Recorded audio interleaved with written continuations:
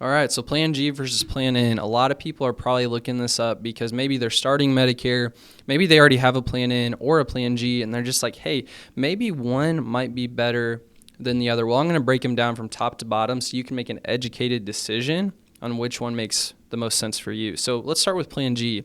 A Plan G, we like to call it in the office, it's just the greatest value. So, G for greatest value. And the reason for that is you do pay a premium for it. It's going to be typically we see about $20 to $30 more than a Plan N. So just take that into account. You do pay more for it.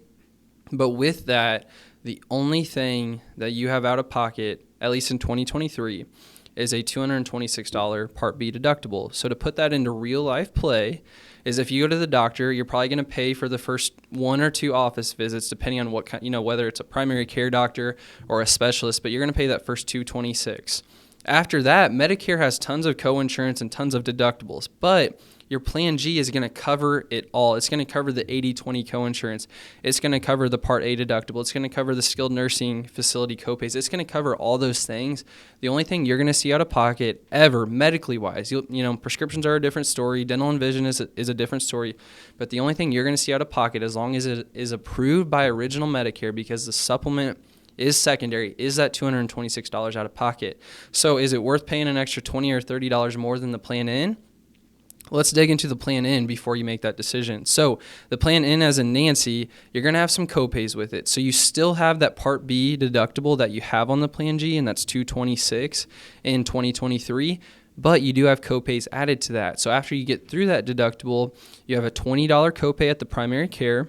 You have a $20 copay at the specialist and $50 at the emergency room. One thing that a lot of people do not talk about with the Plan N is the excess charge. So what is the Part B excess charge?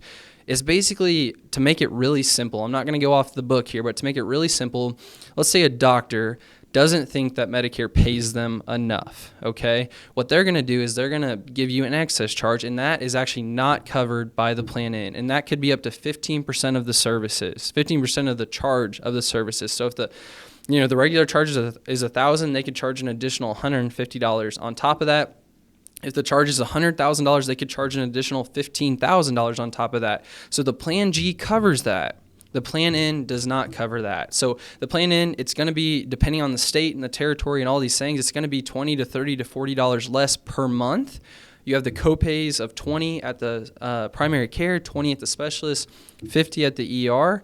And just know, one thing to understand, there is not one that's better than another. I'm probably partial to the Plan G because, again, it's very simple. It covers everything but that Part B deductible. Don't have to worry about copays. Don't have to worry about the excess charge. None of that. But one pro to the Plan N is that while it does have those copays, the rate stability is probably going to be better with a Plan N. So Plan G, let's say it starts at, I'm just making up numbers here, $100 a month. It's probably going to go up in price faster than the Plan N because you are cost sharing with that company. You have the copays. You're probably less likely to go to the doctor if you have a $20 or $50 ER copay. So the Plan N will very likely have better rate stability and not go up as fast, but it does have those copays. So these are the facts. This is what I see on a daily basis. I'm partial to the Plan G. It's what I put a lot of clients on. But the Plan N, again, is great coverage as well. It's going to cover your big stuff, the hospitals, the cancers, the heart attacks of the world. You just could be susceptible to that excess charge. You know about the copays, and I'll let you make the decision.